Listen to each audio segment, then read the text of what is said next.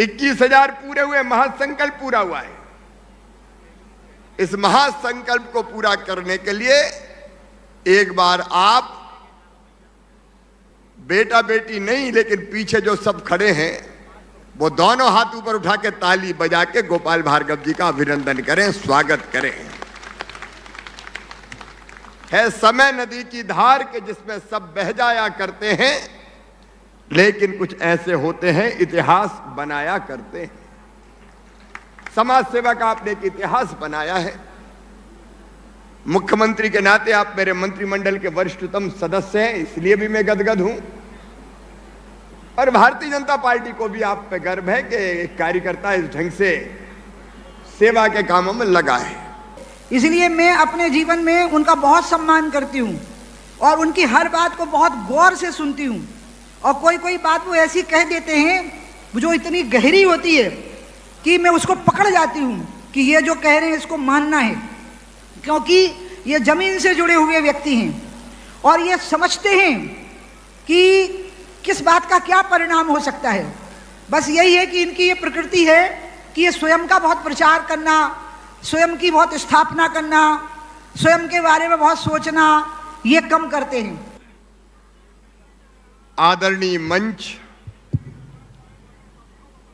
इस अद्भुत अवसर पर जब 2 लाख से ज्यादा लोग यहां उपस्थित हैं,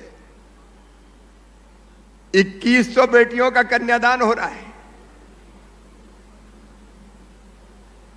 यह महायज्ञ है।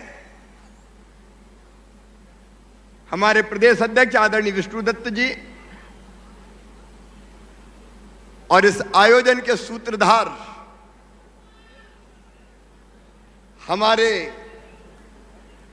केवल राजनीतिक नेता नहीं, समाज सुधार का आंदोलन भाई गोपाल भार्गव जी, पंडित गोपाल भार्गव जी, विश्वास जी, आदरणीय मंच, क्योंकि बहुत समृद्ध मंच है आज।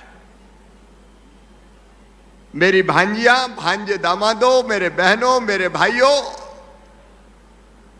आप सबको प्रणाम। और गोपाल जी, आपका अभिनंदन।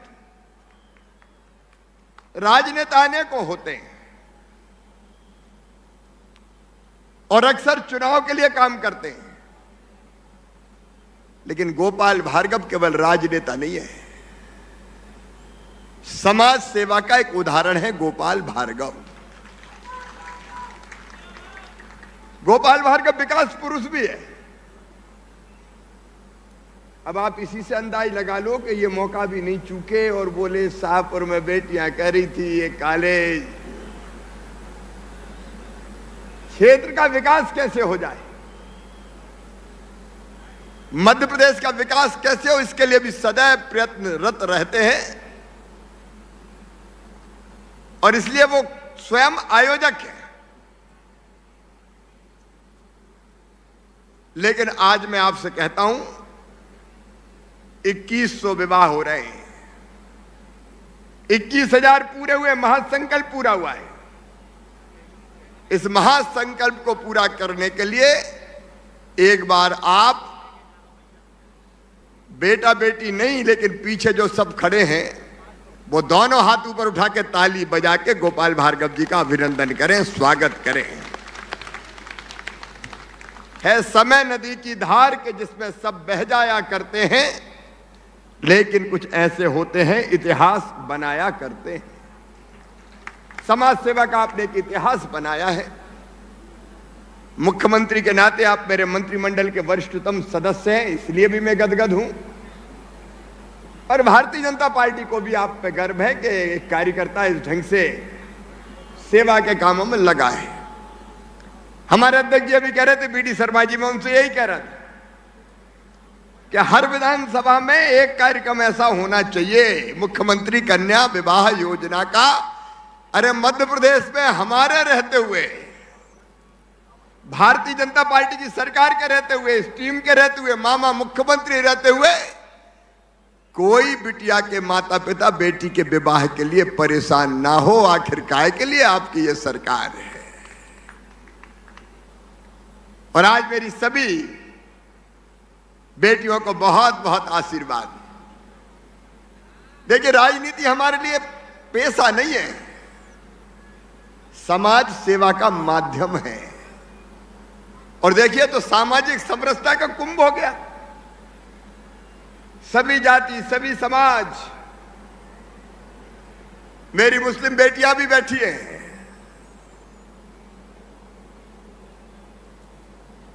मैं उनको भी बहुत बधाई देता हूं। सब मिलके, हम सब भारत मां के लाल, भेदभाव का कहां सवाल, एक मंडप के नीचे सारे इकट्ठे हैं। समरसता का यज्ञ है ये। और हमारी सरकार का, हमारे प्रधानमंत्री नरेंद्र मोदी जी का, हमारा एक ही लक्ष्य है। वैसे तो सब, लेकिन विशेषकर बहन बेटी ये कैसे सुखी रहे, और इसलिए पैदा होते से योजना बनाई। बेटी पैदा हो तो लाडली लक्ष्मी, स्कूल जाए तो किताबें, दूसरे गांव जाए तो साइकिल, अलग अलग स्कॉलरशिप, बड़ी हो जाए तो शादी, और अगर गरीब है और मां बने तो 4,000 रुपया बेटा बेटी के जन्म के पहले और 12,000 जन्म के बाद लड्डू खाने के लिए भी व्यवस्था की है, तो इस सरकार ने की है। और अब तो योजना बन गई लाडली बहना योजना, मुख्यमंत्री लाडली बहना योजना। मेरी बहनों, तुम्हारी सारी तकलीफें हम पीना चाहते हैं। बहनों की जिंदगी में हताशा ना रहे, निराशा ना रहे, अंधेरा ना रहे। छोटी छोटी चीज के लिए परेशान रहती थी, 1,000 रुपया चाहिए, 500 रुपया चाहिए। माए के जाना, पतिदेव से मांगे कि जरा 500 रुपया दइयो, तो बोले नहीं है, रोज ही मांगते रहे। छोटी छोटी चीज के लिए परेशान रहती। और इसलिए मेरी बहनों, तय किया है कि जिन बहनों के परिवार की आमदनी 2.5 लाख रुपया सालाना से कम है, या जिनके पास 5 एकड़ से कम जमीन है, ऐसी बहनों के खाते में ये भाई हर महीना 1,000 रुपया डलवाएगा। मुख्यमंत्री लाडली बहना ये दुनिया की महिलाओं के कल्याण की सबसे बड़ी योजना है। लाखों लाख बहनें लाभान्वित होंगी। अब आप अंदाज लगाओ, 1,000 तो एक बहू घर में तो मिलेगा, अगर जेठानी और दिरानी हुई तो जेठानी को भी मिलेगा और दिरानी को भी मिलेगा।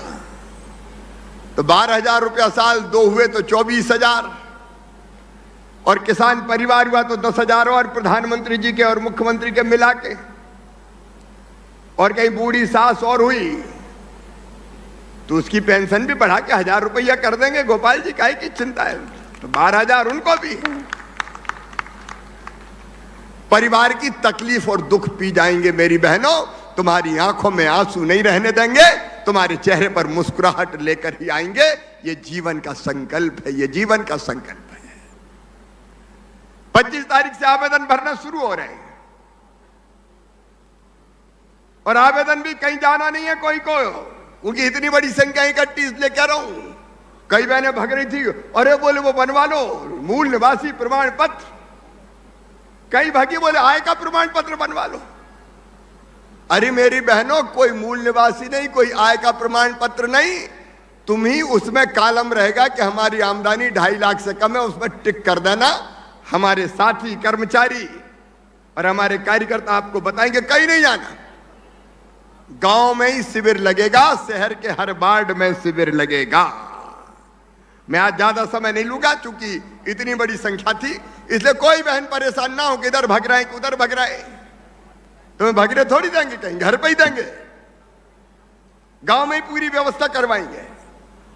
लेकिन आज तो मैं अपनी बेटियों को आशीर्वाद देने आया हूं। मामा की दुआएं लेती जा, जा तुझको सुखी संसार मिले।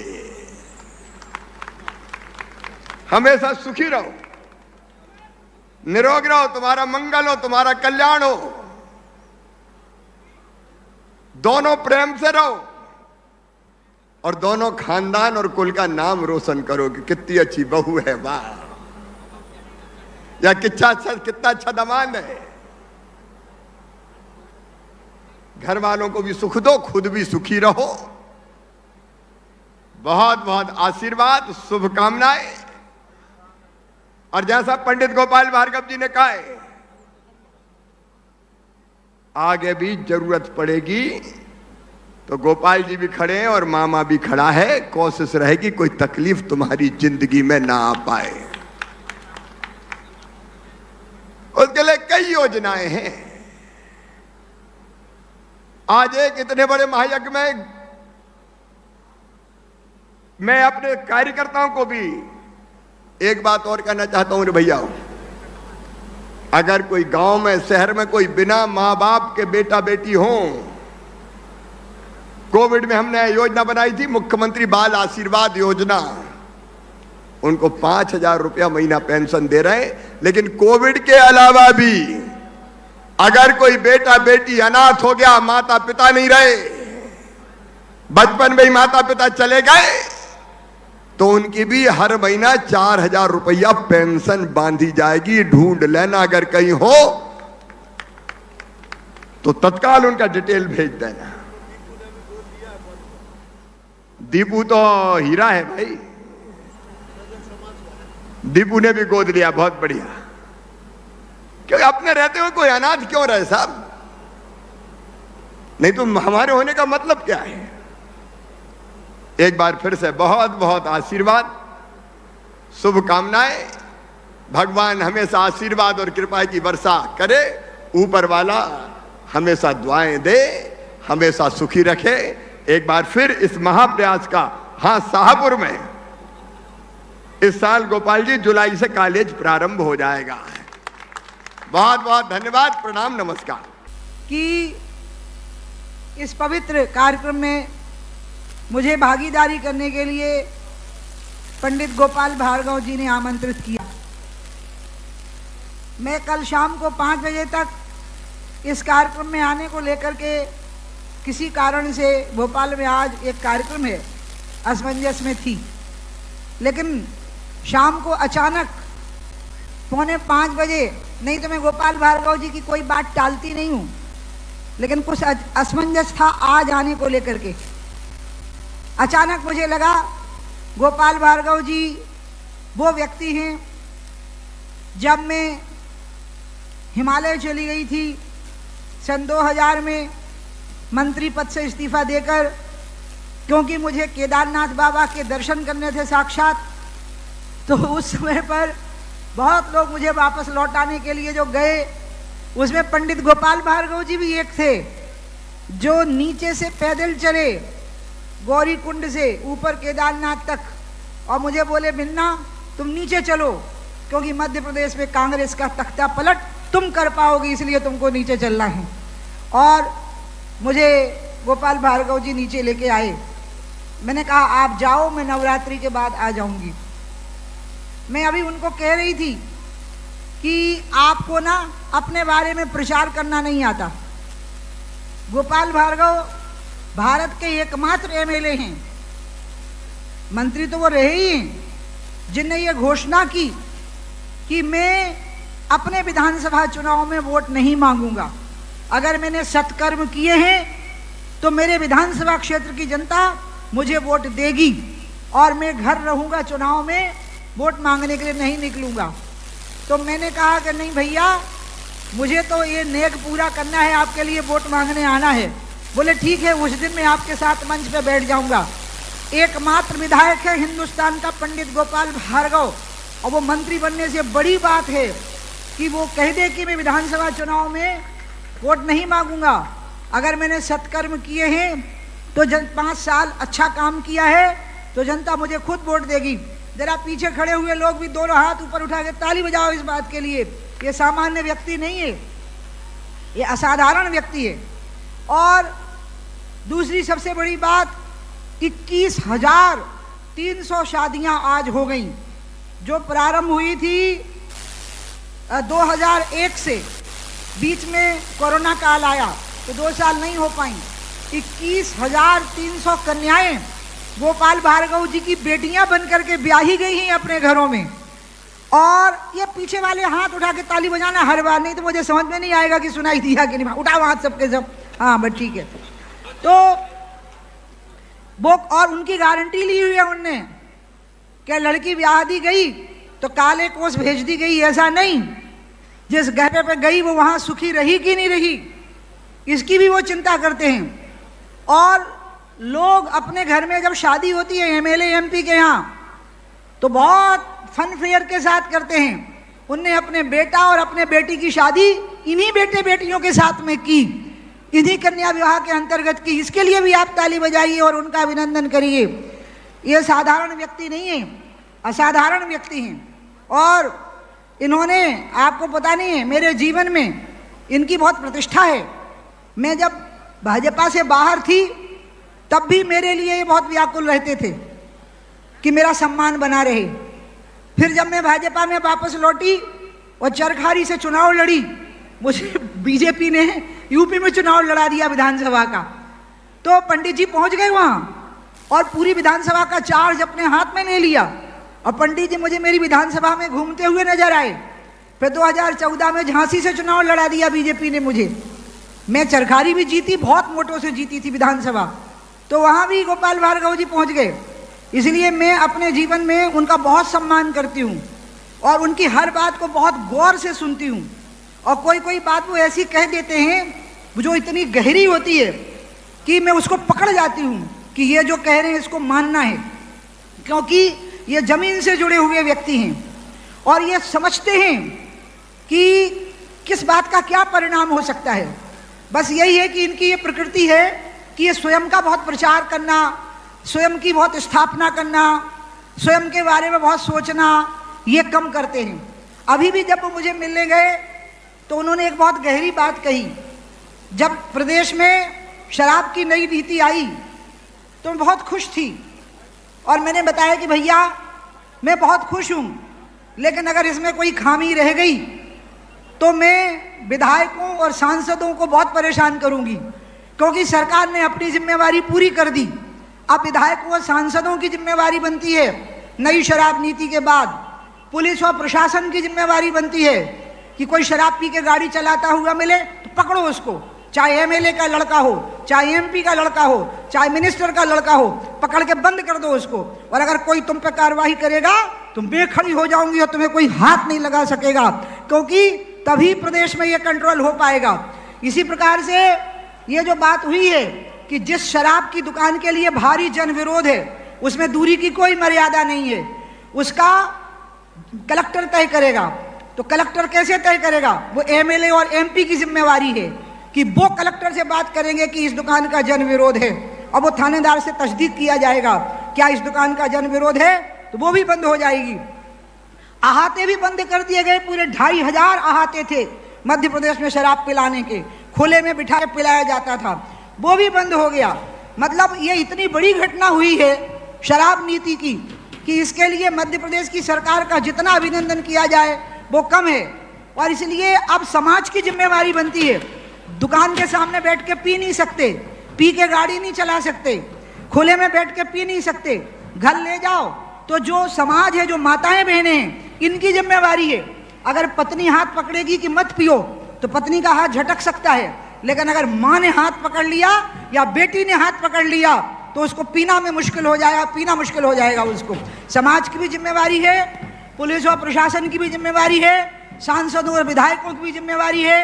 गोपाल भार्गव जी उस कैबिनेट में थे, मैं गोपाल भार्गव जी का अभिनंदन करती हूँ। मैंने कुछ मंत्रियों को कह रखा था कि ध्यान रखिएगा जब कैबिनेट में शराब नीति आवे तो बिल्कुल ध्यान रखिएगा कि वो ठीक से वैसी आवे जैसी पूरी जनता मांग कर रही है। और इसलिए मैं पंडित गोपाल भार्गव जी का भी अभिनंदन करूंगी कि उन्होंने भी इस बात को ठीक से वहां प्रस्तुत किया और कैबिनेट में को कहा, सारी कैबिनेट ने मिलकर के कि शराब नीति का ये प्रकार होना चाहिए। इसलिए उठाइए दोनों हाथ और बजाइए तालियां इस बात के लिए कि मध्य प्रदेश में एक मॉडल शराब नीति आ गई है और उसको लागू करने की जिम्मेवारी अब जनप्रतिनिधियों पे आ गई है, उसको लागू करने की जिम्मेवारी पुलिस और प्रशासन पे आ गई है, उसको लागू करने की जिम्मेवारी अधिकारियों पर आ गई है, उसको लागू करने की जिम्मेवारी समाज के आपस के सामंजस्य के ऊपर आ गई है। ये वो काम है जिसमें समाज और सरकार मिलकर के काम करेंगे।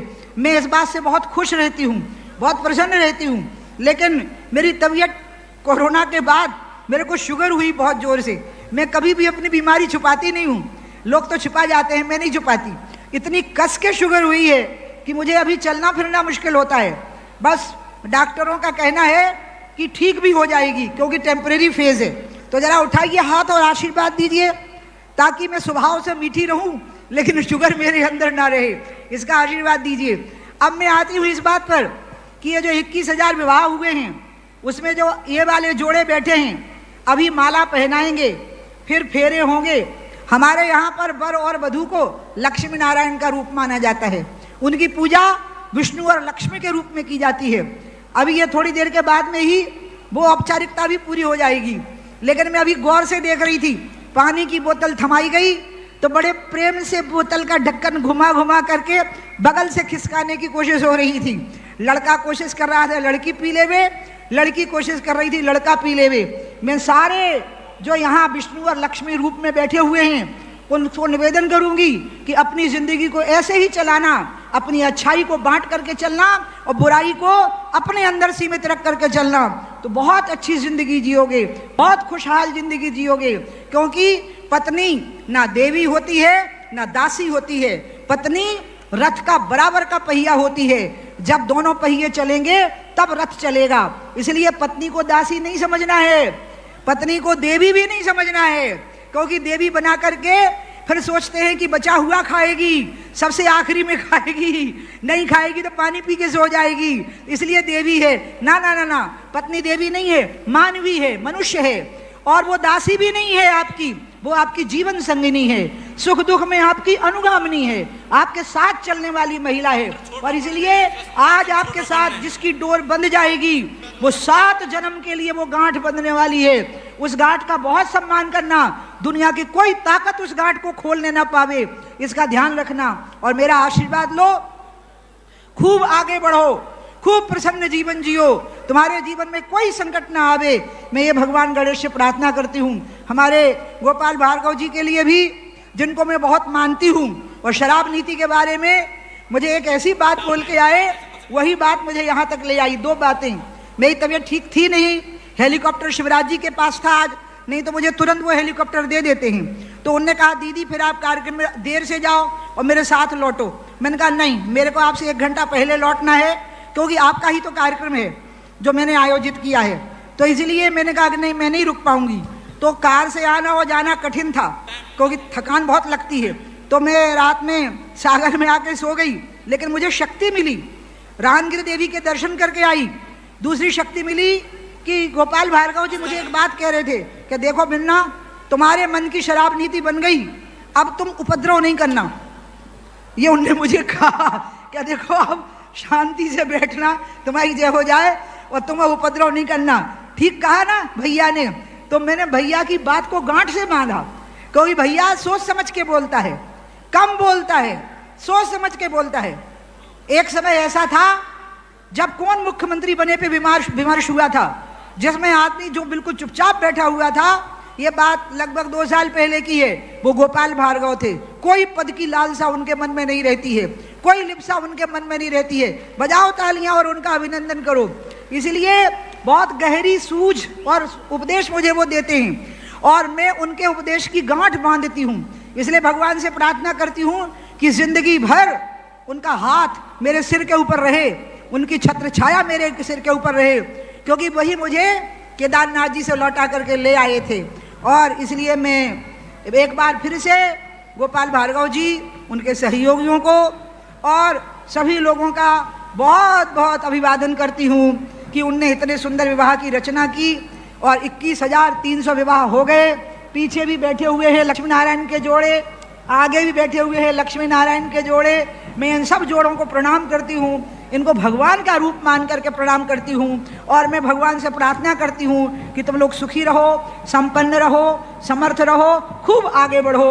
और इन शब्दों के साथ मैं गोपाल भार्गव जी के लिए शतायु होने की, स्वस्थ रहने की, प्रसन्न रहने की, निरंतर वृद्धि और उत्कर्ष करने की भगवान केदारनाथ से प्रार्थना करती हूँ। अब जरा मेरे साथ हाथ उठा करके भारत माता का जयकारा लगाओ, बोलो भारत माता की। हाँ देखिए, पंडित जी को लग रहा था कि पीछे वालों को सुनाई नहीं दे रहा है। देखिए सुनाई दिया ना तुम लोगों को। हाँ, अब शराब नीति के बाद उपद्रव नहीं करेंगे, हम बड़े भैया को प्रॉमिस करके जा रहे हैं। लेकिन दूसरी बात शुरू होएगी अब, और वो ये होएगी कि गौ पालन शुरू करो। गौशाला में गौ नहीं, घर के अंदर गौ। अब बेड़ा नहीं है तो मैंने शिवराज जी से कहा है कि या तो गोचर खाली करवाइए अतिक्रमण से, और अगर हो गया, आवंटन हो गया है गौचर का, तो नए गौचर बना दीजिए। और किसान गाय का दूध, गाय का मूत्र, गाय का गोबर और ऑर्गेनिक खेती करे तो गाय का पालन किसान कर पाएगा। इसलिए जरा सभी लोग हाथ उठाइए जो मेरे बात कही थी। रुको रुको, अभी नहीं उठाना, जब मैं कहूं तब उठाना। कि अब मधुशाला छूट रही है तो गौशाला की ओर जाओ, अब शराब छूट रही है तो दूध की ओर आओ। उठाओ जरा हाथ, बोलो गौ माता की, भारत माता की, जय जय श्री राम। बोलो रामगिर माता की, बोलो गोपाल भार्गव जी सफल रहे, शतायु रहे। बोलो भारत माता की, यहाँ उपस्थित सभी लक्ष्मी नारायण के जोड़ों की जय जय श्री राम। अरे हाथ उठाओ ना, पीछे वाले तो समझ में नहीं आता है कि हाथ उठाया है कि नहीं उठाया है। बस ठीक है, बोलो भारत माता की। Eklavya University Damoh will guide you towards a bright future. 28 acres of lush green campus, largest campus of Bundelkhand, experienced and dedicated faculty. 50 future-ready courses taught in 12 different schools, separate courts and ground for sport, fully equipped lab and workshop, safe and fully equipped separate